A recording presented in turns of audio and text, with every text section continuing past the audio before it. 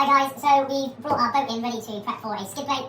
What we've done is we've got this nice little room and we've heated it up just to increase that heat a little bit so it's not so cold, so we can work with something a little bit easier. A couple of things we need to do is get off all the mud and dirt. This boat's been stored over winter time now after the season's finished, so all we need to do is take off the dirt from about here to here where the skid plate's going to go, and then we can go there. Nice damp cloth, just have a bit of a clean. Make sure you get all the dirt off, and then after we can go over and dry it.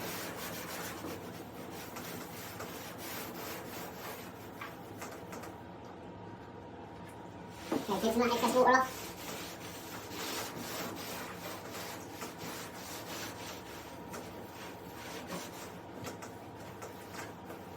Okay. The next step after we've cleaned and dried the boat is just to apply a little bit of acetone, just a quick dab, I'll show you in a second, just to take off any oils or any accessory liquids that are on the boat as well. So again, got our gloves on for safety, watch your eyes, just a quick dab. And then we're just going to apply it to the area that we're going to be doing the skid plate, just to take off that excess.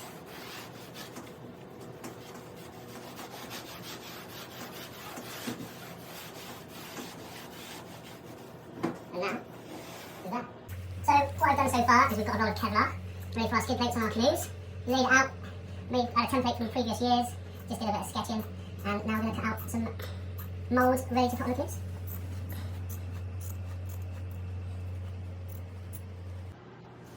So next step is to get the Kevlar in the right place. This canoe, ideal for the time for skid plating because it hasn't worn through. It's quite a keyed up area already because it's been used for a year. It's going to need a little bit of sanding, but this is ideal. Some of our canoes have got splits down, which we're going to need repairing first, which we'll show you. So, positioning the Kevlar skid plate in this section, I think it's going to get most protection if we can position it so that it's a little bit of protection at the front there. You can see where it naturally has been taking the grazes from the riverbed, so we want to be protecting that. Above there, it hasn't got any marks at all, so we don't really need to be going any further down than there. And then if I can stretch this out, if I pull it, you see it's actually contouring around the boat, so I'll give it a little stretch, position it where I want it. Maybe give it a little bit more stretch. Get it positioned nicely in the middle, and then that gives me an idea, as long as it's in the middle, gives me an idea of where the skid plate's going to go. And then using dry white marker, you're going to mark where the skid plate goes, and you're going to mark, because this, when you apply the epoxy resin to it, will actually stretch a little bit. So you're going to need to sand up to probably inch and a half, a little bit bigger all the way around. So I'm going to mark, just make a few marks all the way around, so I know roughly where the area is that needs to be sanded. Especially in the areas that haven't taken any grazes so far, because it's them areas that you're going to need to make sure are sanded. So if you look on this side, come have a look here. So this area is smooth, it needs to be keyed up. So I'm going to sand there, around this area, all the way down. That gives me an idea. So I can take the skid plate off. Indarza, really good pads for sanding. And this one's medium grit, which is quite coarse.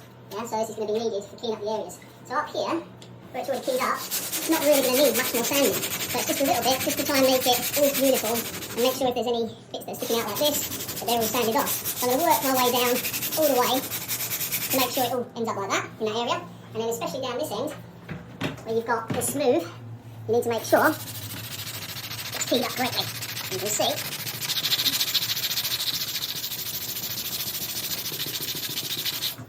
You can see in the light, this is smooth, this is keyed up. So I'll spend a bit of time working on this, get it all sanded down, and then we'll go to the next stage. Okay, so we've finished sanding down the marked area, and I've just gone over it with some acetone just to get off all the dust from the sanding and to give it one last clean to make sure there's no oil or anything like that that's going to stop the adhesion of the epoxy onto it. Last thing you need to do before actually applying the skid plate is you need to go over the area with a blue flame. These canoes, they're HDPE, because it's high density polyethylene plastic, you have to depolarise it with a blue flame. You're not trying to heat it up or melt it, it just deionises it, it just allows the chemical reaction to actually take place so it adheres to it using the epoxy resin. So I've got blowtorch, I'm just going to go over it now, just a quick once over, and then you don't really want to touch it, make any contact with it until the skid plate is actually then going straight onto it. So you do one coat of epoxy resin just to brush it on, and then you're going to saturate the skid plate with the epoxy resin, pop it on, get it in place, get the air out, and then we'll wrap it. Okay, so let's get this going. You've got to be a little bit careful because literally just go over this acetone, so it's highly flammable. So it should all be burnt off and evaporated now, but make sure you've got enough ventilation in your area so that if you are going to light a blue flame, that you haven't got too many fumes going in there. So if you have a little look here, I'm just going to literally swipe over. So that's the acetone burning off. So if we just go over it, we're probably going to get more of that in a second. see, as I'm brushing over this, it just alters the surface of the canoe, just slightly. And that is sufficient. And I can actually see, just changing slightly. So we need to do the whole area.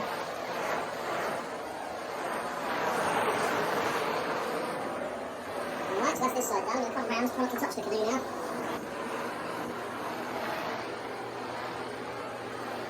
You don't want to take away the keyed up, where you keyed up the sandpaper, you don't want to take that away by burning it out, smoothing it out again. So it's literally just running it over.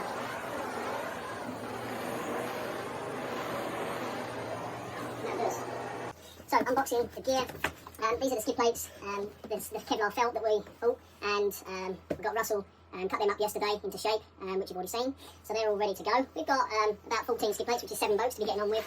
And that was about 1.5 meters of Kevlar material. And then all the other stuff that you need. This is some leftover cling wrap from when I've done it before. It's basically brick wrap. So don't use cling film. Cling film isn't sturdy enough. It needs to be brick wrap, which is going to be a lot more sturdy for you to be able to wrap it around. And we'll show you what that's for in one of our little later on. Protective gloves is essential. You've got digital scales, which is for weighing the epoxy resin to make sure you get the right amounts. You've got the buckets, which I use for mixing the epoxy resin. And this is a measuring, so you can make sure you're measuring out the right amounts. So you've got your measuring and you've got your mixing vessels. To mix those, you're going to need lollipop sticks. Yeah, make sure you've got some of these. The reason why we've got so many is because when they're covered in epoxy resin, it's a single-use thing. You can't really wash them off and use them again. You've got kind of whatever you use, you're going to throw away. So make sure you've got plenty of them to use. Heavy-duty gauntlet gloves as well, in case you're going to need them. Your sanding pads, these are old sanding pads from previous jobs that we've done, but you need a nice coarse sanding pad for making sure that you're keying up the material that you're going to be adhering to. Some wet and dry sanding, if you need to use that for some finer details. Paint brushes. Paint brushes are used for actually applying the epoxy resin onto the skid plates. Plenty of them.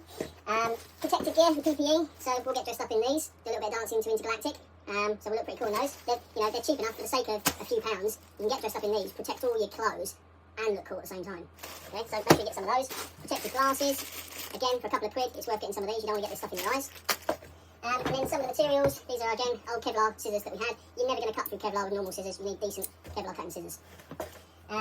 Cleaning materials, so we need acetone, these are both cleaning materials for making sure the boats, you get any grease off initially to make sure it's completely clean, and then one last clean over before you start applying the epoxy resin. So you need those cleaning materials, and then this, 3.85 kilograms of laminating resin, and these are the hardeners that you mix when you're ready for it to go off and get going. You mix this in with this, making sure you're getting the right quantities, and then you mix it up. We chose the slow one. This gives us about probably half an hour of working time, and then it cures in about 24 to 48 hours. Which gives you plenty of time to do it. The fast curing ones get 20 minutes, and you've got to work pretty quick. So go with the slow ones. Okay, so what I've done first of all is measured out how much you need for each end. So I'm going to try something a little bit new. Oh, before we move on, you don't really have to dress like this. This is it's a bit overkill, but we enjoy dressing like this, so we decided to. Have a little quick spin round, see Russell? Yes. So yeah, dress yourself up like this. It just makes you feel like you're in Breaking Bad or something like that. So anyway, back to this. So I've got my epoxy resin, which is the one out of this bottle here. 300 grams is what I weighed out on this one, which is enough for one end. And then I've weighed out the hardener. You don't want to put these together straight away, because as soon as you do, it starts reacting. And I've measured out, weighed out 90, because it's a 100 to 30 ratio. Once you've got them weighed out, they both go into this bucket, which is what we're going to do. We're going to mix it around, get it real, we'll make sure it's all mixed in thoroughly using a stick. And then something different I'm going to try this time. So usually you'd put this onto the canoe, the Kevlar felt, and then you'd start using this to stickle it all on, and it takes forever, okay? So I'm thinking, let's try something different today. I'm going to put this in there and completely saturate the Kevlar felt until it's absorbed as much as the whole lot. And then I'm going to try and take it out and position it onto the actual canoe, which is going to hopefully take out a lot of the process of the stippling in. Okay, so bear with me whilst I do this. Okay, so basically I've put the Kevlar sheet in the bucket with the amount that we needed, and it's actually soaked up pretty much all of the epoxy resin in there, and the sheet is fully saturated, which in my eyes is a better way of doing it than spending ages trying to pour it on and soak it in. That took 2 seconds to get it in there and mix it around. I've still got a little bit left over that I'm going to use to just spray onto the actual area that the sheet's going to go onto. So I can see my mark there, which is roughly where it's going to be, and I'm just going to use, this is quite messy because I put my hand in there to try and make sure that the sheet's fully coated, but I think it's worth it doing it that way, rather than messing around with all the stippling, which is, trying to get the air bubbles out and stuff like that. If I can just use what's in here, absolutely everything, no waste then. I'm just going to have a look in there, there's a little bit in the bottom. You're going down to about here. Don't want any dripping, any wastage anywhere. is roughly the area that we need. So go on this side. A little bit more out of there. You've got plenty of time to work on this because it's the slow setting one. So don't worry about rushing too much. Get a nice coating there, a bit slippery. Make sure you're in a well ventilated area as well.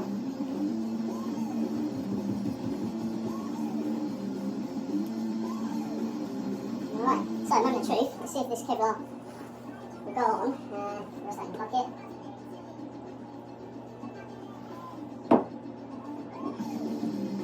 Alright, so here we go. Nicely saturated. Once I've got this positioned and stretched, hopefully I'm going to be able to do much more with it. Just make sure there's no air underneath it. Have a quick look to make sure it's kind of central. And it's properly saturated, so I don't need to be doing a lot with it. I just need to get it kind of positioned and smoothed off so there's no air bubbles underneath. Get a little look here, you can see where the air bubbles are. You just smooth that out.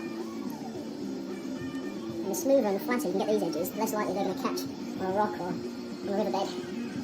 Alright, I don't want to push any of this resin out. I just want to push the air out. And in a second, once I'm happy with it, I'm going to use the cling wrap to go round and round and round to hold it into place. And then the key thing with this is that you turn the canoe upright so that any resin that's going to drip out doesn't run down the canoe. It will run back into the sheet so there's no wastage. I see these people that have done this around and they've got drips of resin all running all the way down their canoes and it looks shoddy. So if you find that you get some creases here, if you stretch it a little bit, that should take the creases out. And then just work them in as best you can. Doesn't matter too much if they dry roots and a few creases in there, but you want to get most of them out if you can.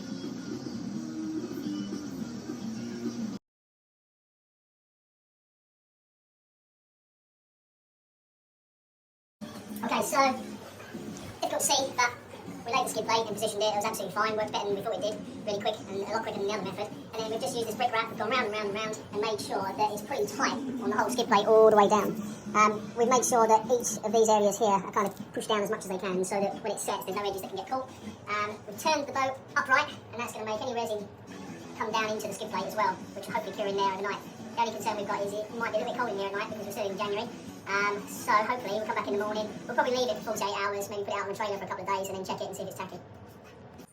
So we've allowed the skid plates to cure inside for about 24-48 hours and then you can take them outside. We've left them on the trailers for a couple of days now before taking off this pallet wrap that we put around them. As long as they're for maybe 24-48 hours upright, so the other way up, that ensures that all the resin runs into the skid plate. But now you can bring them out, put them on the trailer. So we'll take this off, we'll have a little look. So you can see where we've wrapped it around. We tried to wrap it as tight as we can onto these bits so that it would stick nicely.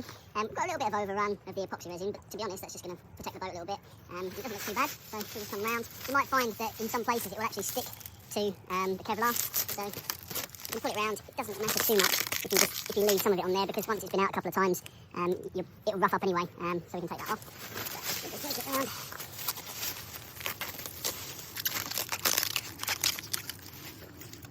And you get a nice smooth finish.